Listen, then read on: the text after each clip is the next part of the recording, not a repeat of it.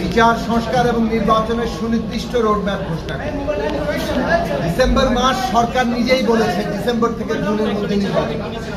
রাজনৈতিক দলগুলো স্বাভাবিক কারণে ডিসেম্বরের মধ্যে নির্বাচন চায়। এখন ডিসেম্বরের থেকে যদি অন্যথা কোনো কিছু হয়, কোনো কারণে পেছায়, তাহলে সেটা সরকারকেই ব্যাখ্যা করতে হবে যে এই বাড়তি সময় তাদের কেন লাগে। ঐকমত্য কমিশন বৈঠক শুরু করেছে দ্বিতীয় দফায় আগামীকাল থেকে।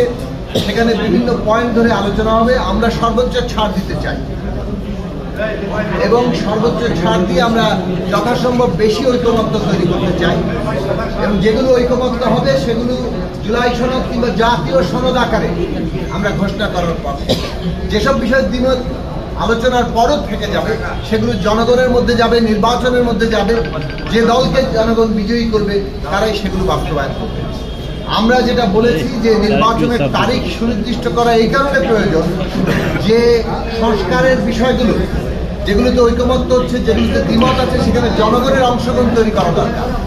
নির্বাচনের জন্য যে পরিবেশ দরকার সে বিষয়ে আমাদের কথাবার্তা এবং সরকার কি পদক্ষেপ নিচ্ছে সেগুলো আমাদের জানা দরকার। এইসব গুরুত্বপূর্ণ বিষয়ে আমরা আলোচনাই তুলতে পারছি না, কেননা নির্বাচনের তারিখ নিয়েই পুরো বিষয়টা ঘোরাফেরা করছে এবং মানুষের মধ্যে অনাস্থা অনিশ্চয়তা আছে আদৌ নির্বাচন হবে কিনা। কাজেই মাননীয় প্রধান উপদেষ্টা তিনি এই ব্যাপারে মানুষের সংশয় দূর করতে পারেন। নির্বাচনের তারিখ এবং অন্যান্য যেটা আমরা বললাম বিচার এবং সংস্কার সেগুলো সুনির্দিষ্ট রোডম্যাপটা ঘোষণা করবে। একই সাথে জুলাইয়ে যারা শহীদ তাদের রাষ্ট্রীয় মর্যাদা সেই প্রশ্নে কি সিদ্ধান্ত তারা নিলেন এটা আমরা জানতে চেয়েছি। অন্যান্য সমস্ত কমিশন রিপোর্টের কি হবে সেটা আমরা জানতে চেয়েছি।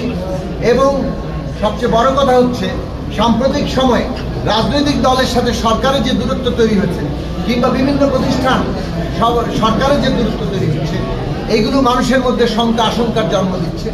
আমরা মনে করি যে সরকারের উদ্যোগ নিতে হবে যাতে করে রাজনৈতিক দল সহ সকল অংশীজনদের সাথে এই দূরত্ব এবং এই ধরনের কোনো রকম অনাস্থার জায়গা তৈরি না হয়, বরং আস্থা এবং একটা ন্যূনতম ঐক্যমত্যের মধ্য দিয়ে আমরা এই যে বিচার সংস্কার এবং নির্বাচনের মধ্য দিয়ে নতুন রাজনৈতিক বন্দোবস্ত বাংলাদেশের নতুন গণতান্ত্রিক যাত্রা আমরা নিশ্চিত করতে পারি। সবাইকে ধন্যবাদ।